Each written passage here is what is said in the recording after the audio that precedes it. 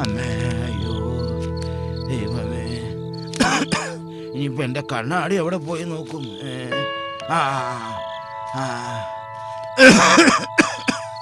ദൈവമേ,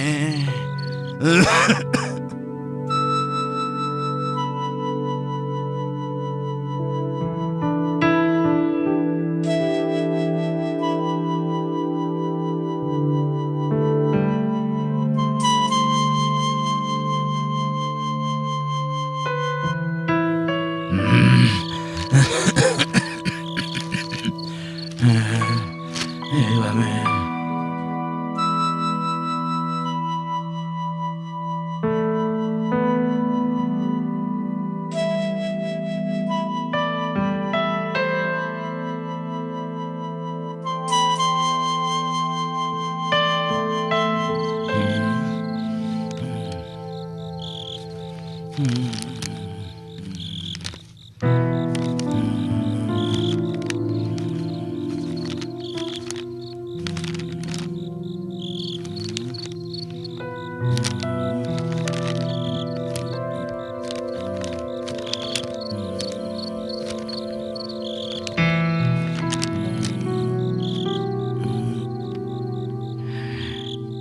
യഹോവാ ഭക്തി ജ്ഞാനത്തിൻ്റെ ആരംഭമാകുന്നു. ഭോഷന്മാരോ ജ്ഞാനവും പ്രബോധനവും നിരസിക്കുന്നു. മകന് അപ്പൻ്റെ പ്രബോധനം കേൾക്ക, അമ്മയുടെ ഉപദേശം ഉപേക്ഷിക്കുകയുമരുത്. അവ നിന്റെ ശിരസിന് അലങ്കാരമാലയും നിന്റെ കഴുത്തിന് സരഫളിയുമായിരിക്കും. മകനെ, പാപികൾ നിന്നെ വശീകരിച്ചാൽ വഴിപ്പെട്ടു പോകരുത്. പാട്ടി വല്ലാതെ കുറയ്ക്കുന്നുണ്ടല്ലോ.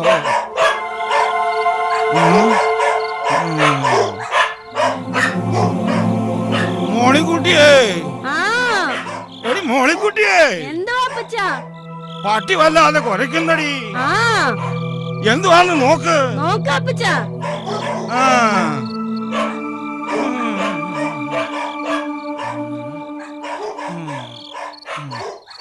ഞങ്ങളോടുകൂടെ വരിക. നാം രക്തത്തിനായി പതിയിരിക്കാം. നിർദോഷിയെ കാരണം കൂടാതെ പിടിപ്പാൻ ഒളിച്ചിരിക്ക. പാതാളം പോലെ അവരെ ജീവനോടെയും കുഴിയിലിറങ്ങുന്നവരെ പോലെ അവരെ സർവാംഗമായി വിഴുങ്ങിക്കളക. നമുക്ക് വിലയേറിയ സമ്പത്തൊക്കെയും കിട്ടും. നമ്മുടെ വീടുകളെ കൊള്ള കൊണ്ട് നിറയ്ക്കാം. നിനക്ക് ഞങ്ങളോടുകൂടെ സമാംശം കിട്ടും. നമുക്ക് എല്ലാവർക്കും സന്ധി ഒന്നായിരിക്കും എന്നിങ്ങനെ അവർ പറഞ്ഞാൽ, മകനെ, നീ അവരുടെ വഴിക്ക് പോകരുത്. നിന്റെ കാൽ അവരുടെ പാതയിൽ വയ്ക്കുകയും അരുത്.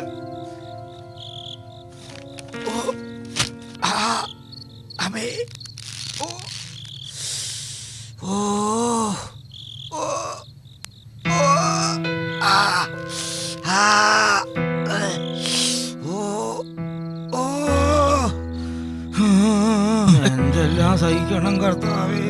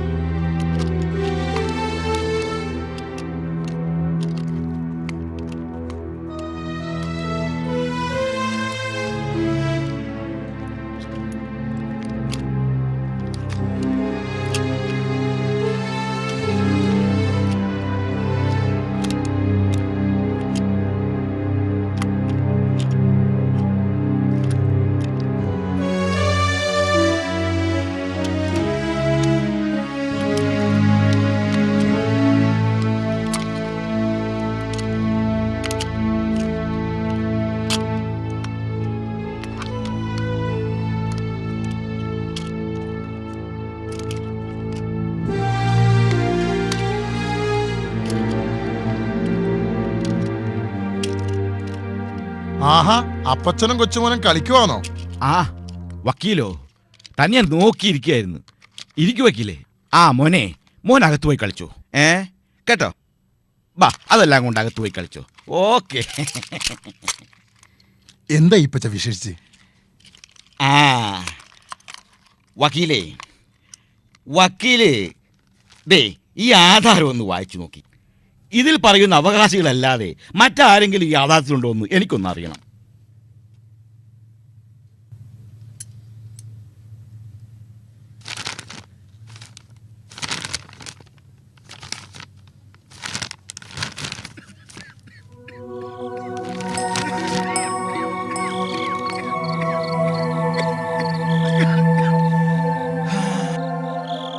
കഷ്ടവും സങ്കടവും നിങ്ങൾക്ക് വരുമ്പോൾ തന്നെ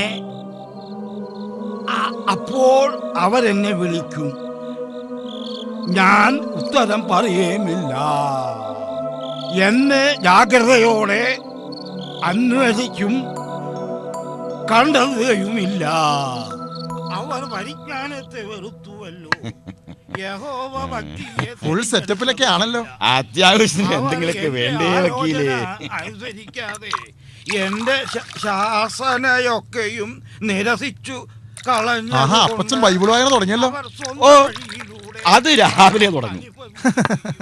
വായിലെ വെള്ളം പറ്റുമ്പോ ഇടയ്ക്കൊന്ന് നിർത്തും.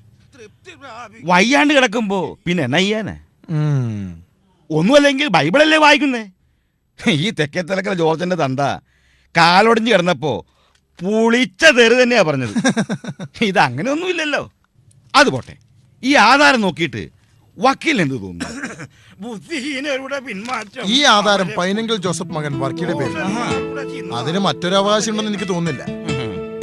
പിന്നെ അയാൾക്ക് മക്കളുണ്ടെങ്കിൽ അവകാശം അവർക്കാണ്. ഈ പത്രത്തിൽ ഇതിൽ ഇത്ര വലിയ താല്പര്യം?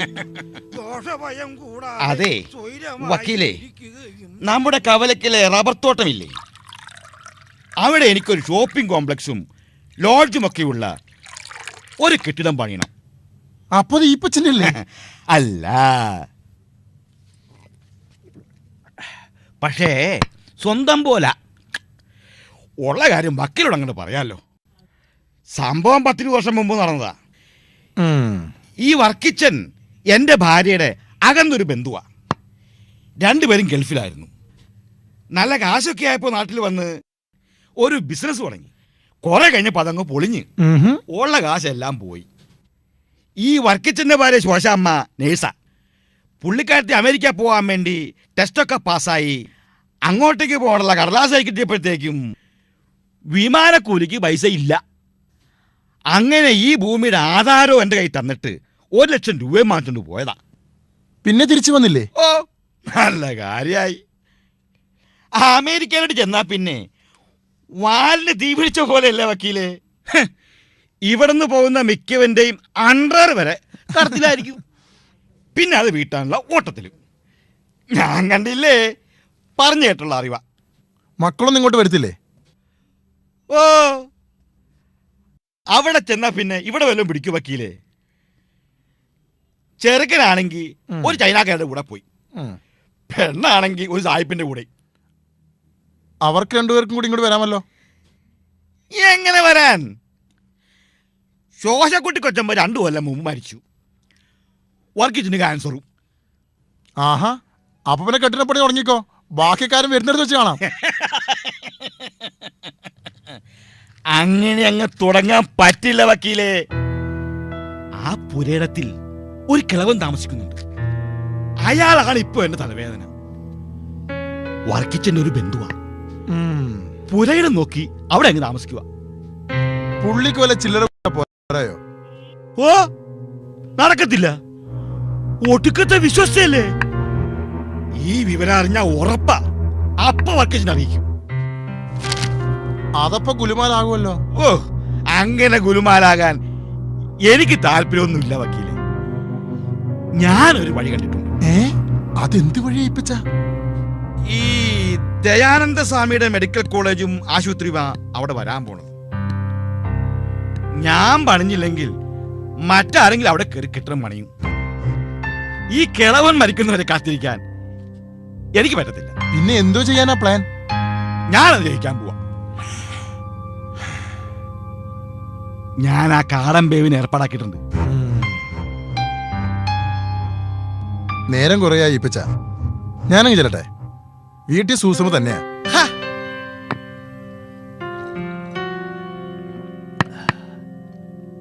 ഇരിയണോ വക്കീലേ? താനെന്താ പേടിച്ചു പോയോ? എനിക്കിതെന്റെ അഭിപ്രായം അറിയണം. ബേബി ഇപ്പൊ ഇങ്ങോട്ട് വരും.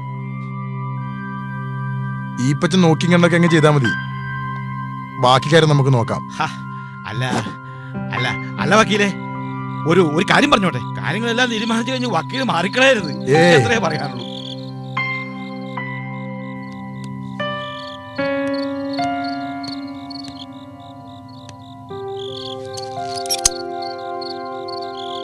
അപ്പൊ വക്കീലേ, നാളെ കാണണം. ശരി ശരി. അപ്പൊ ഗുഡ് നൈറ്റ്. അപ്പൊ ശരി എന്നാ, ഓക്കെ.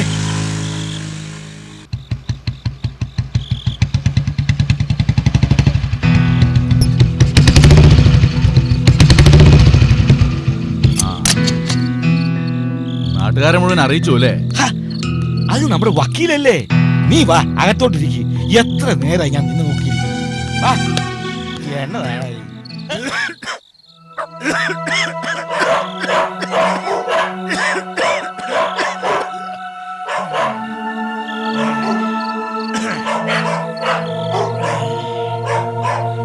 ഈ പച്ച മോളെക്കുട്ടി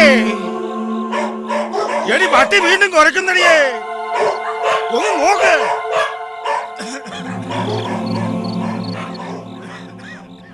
ആഹാ, ഫിറ്റിങ് തുടങ്ങിയായിരുന്നോ? ഓ, നിന്നെ കാണാതായപ്പോ ചെറുതായിട്ടങ്ങ് തുടങ്ങിടാവേ. ക്രിസ്ത്യൻ ബ്രദേഴ്സ് എനിക്കതൊന്നും വേണ്ട. പിന്നെ എന്തുവാണ് ഇത്? വല്ല അച്ഛന്മാർക്കും ബ്രദേഴ്സിനും ഒക്കെ ഉള്ളതാ. ഓ, സാധാരണ പാപികൾക്ക് വല്ലതും ഉണ്ടെങ്കിൽ കൊണ്ടുപോവാ. നിനക്കുള്ള സാധനം ഞാൻ ദേ കരുതിയിട്ടുണ്ട്. എന്നാ പിടിച്ചു. ബേബിച്ചാ, കാര്യങ്ങളെല്ലാം ഓർത്തോണം. പാളിപ്പോരുത്, സൂക്ഷിക്കണം.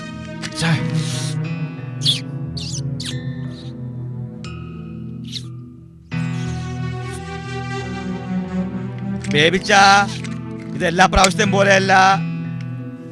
ഇത് നമ്മുടെ മൂക്കിന് താഴെയാ, ശ്രദ്ധിച്ചു വേണം. ദേ മൂക്കിന് താഴെയാണേലും മറ്റേതാണേലും ബേബിച്ചൻ വൃത്തിയായിട്ട് കാര്യം ചെയ്യുള്ളൂ. വീഞ്ഞ് ചുവന്ന പാത്രത്തിൽ തിളങ്ങുന്നതും രസമായി ഇറക്കുന്നതും നീ നോക്കരുത്. വലിയ കാരണവർ ഉറങ്ങിയില്ലേ? അത് സർപ്പം പോലെ കടിക്കും, അണലി പോലെ കൊത്തും. ഓ, അതിന് ഉറക്കമൊന്നുമില്ല. നിങ്ങൾക്ക് തന്നെ ഈ പരവേശം പിടിച്ച അകത്താവുന്ന ഉണ്ടോ എന്നൊക്കെ ഞാനാ. നിങ്ങളുടെ തോട്ടത്തിലെ തൊഴിലാളികളുടെ ചായപ്പന്റെ കാലേ തല്ലി ഓടിച്ചിട്ട് എത്ര നാളായി? ഞാനാ ചെയ്തെന്ന് ആർക്കെങ്കിലും സംശയം ഉണ്ടോ? എന്താ ബേബിച്ച ഇങ്ങനെ പറയണത്? ഒന്ന് ശ്രദ്ധിക്കാൻ വേണ്ടി പറഞ്ഞല്ലേ.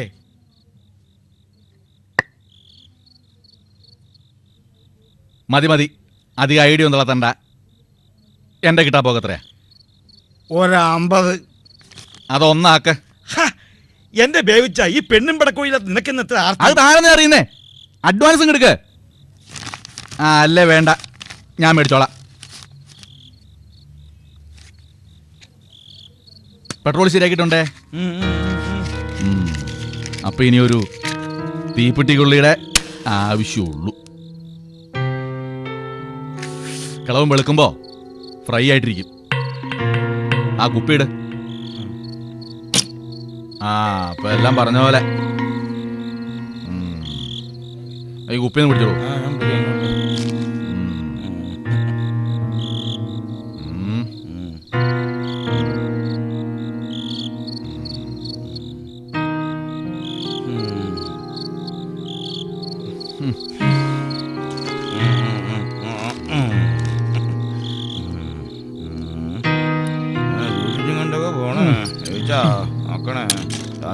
വെളുപ്പിനെ ഞാൻ വിളിക്കും.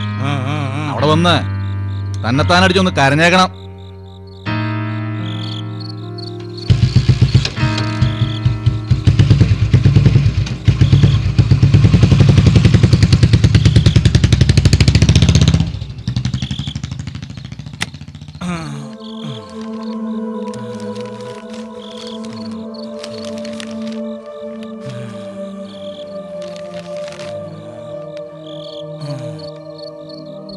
തലയോടിടം എന്ന സ്ഥലത്ത് എത്തിയപ്പോ അവർ അവിടെ അവനെയും ദുഷ്പ്രവർത്തിക്കാരെയും ഒരുത്തനെ വലത്തും ഒരുത്തനെ ഇടത്തു ഒരുത്തുവായി ക്രൂശിച്ചു.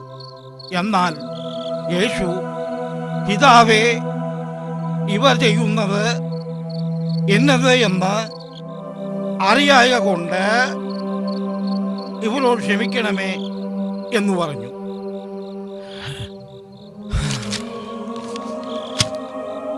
ദൈവമേ, കർത്താവേ,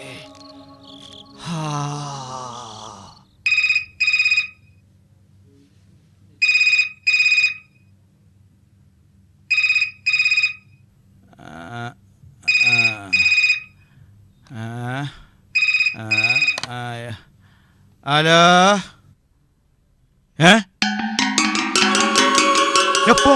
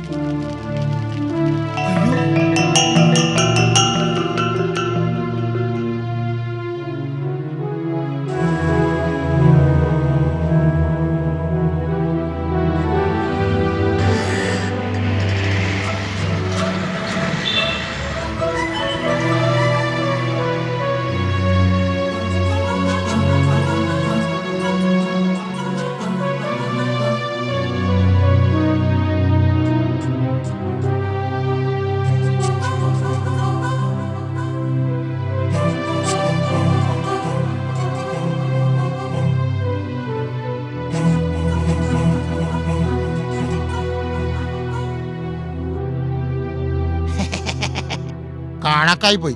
പണ്ട് ഇതുപോലെ 11-ാം തീയതി അമേരിക്കയിൽ കെട്ടിടം തകർന്നത്. ഇന്നിപ്പോ കാടമ്പ ഇവിടെ തലയും പൊളിഞ്ഞു. അവൻ എന്നെ കുറെ തല്ലിയിട്ടുള്ളതാ. അവൻ ഇതന്നെ വരണം.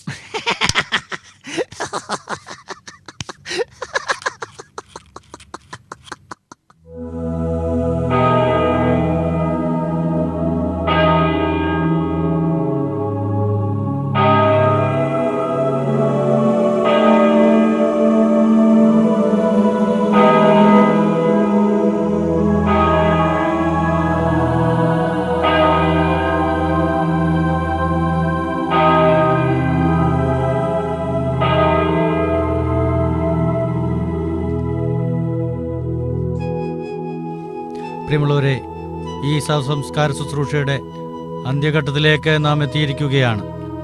മരണത്തെപ്പറ്റിയും മരണാനന്തര ജീവിതത്തെപ്പറ്റിയും ചില കാര്യങ്ങൾ സൂചിപ്പിക്കുന്നത് നമുക്കെല്ലാവർക്കും പ്രയോജനകരമായിരിക്കും എന്ന് ഞാൻ വിശ്വസിക്കുന്നു.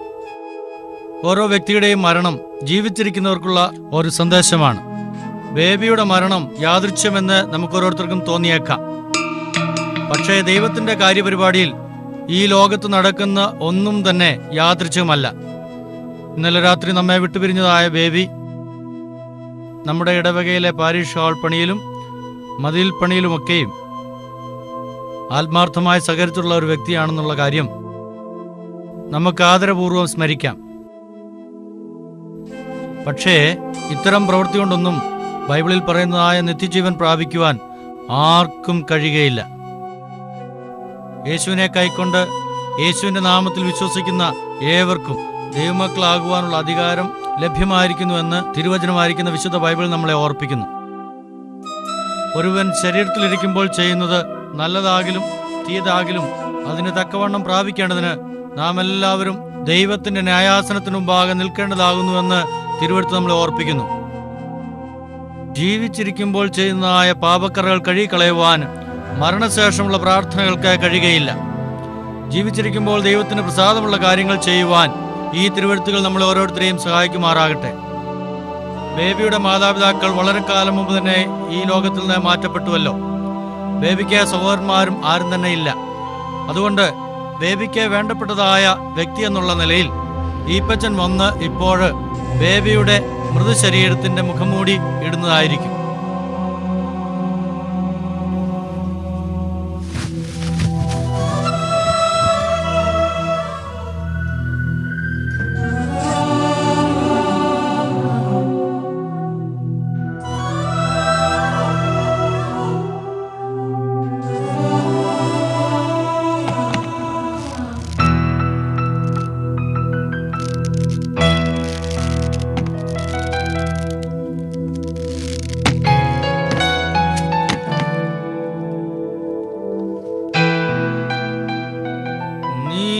മണ്ണാകുന്നു, നീ മണ്ണിലേക്ക് തിരികെ ചേരുമെന്ന് ഞങ്ങളുടെ വർഗത്തെക്കുറിച്ച് അരുളിച്ചേതവനായ ദൈവമേ, ഒടുവിലത്തെ ദിവസത്തിൽ നിത്യജീവനായി ഉയർത്തെഴുന്നേൽക്കുമെന്നുള്ള പ്രത്യാശയോടെ ഈ ശരീരം ഞങ്ങൾ മണ്ണിലേക്ക് ഏൽപ്പിക്കുന്നു.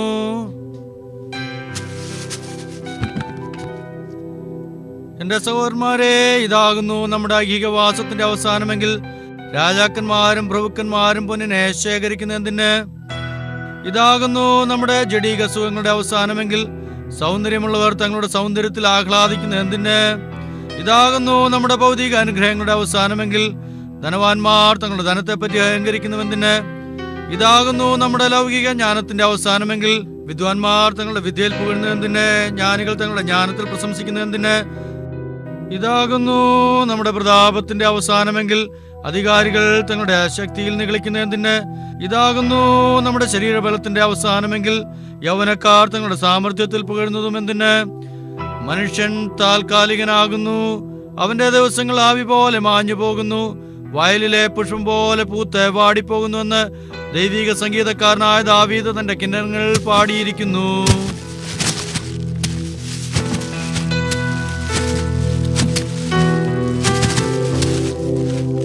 ഇങ്ങനെയൊക്കെ വരുമെന്ന് ആരെങ്കിലും വിചാരിച്ചോ? എടോ വക്കീലേ, ഇതിനു മുമ്പും എനിക്ക് ഇത്തരം പ്രശ്നങ്ങൾ ഉണ്ടായിട്ടുണ്ട്. ചത്തവൻ ചത്തു.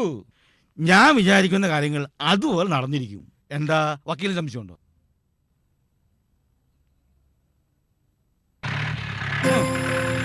മറ്റെന്തെങ്കിലും ആലോചിക്കാന്ന് പോരെ. ഈപ്പച്ച മാറിക്കോ. അയ്യോ എന്റെ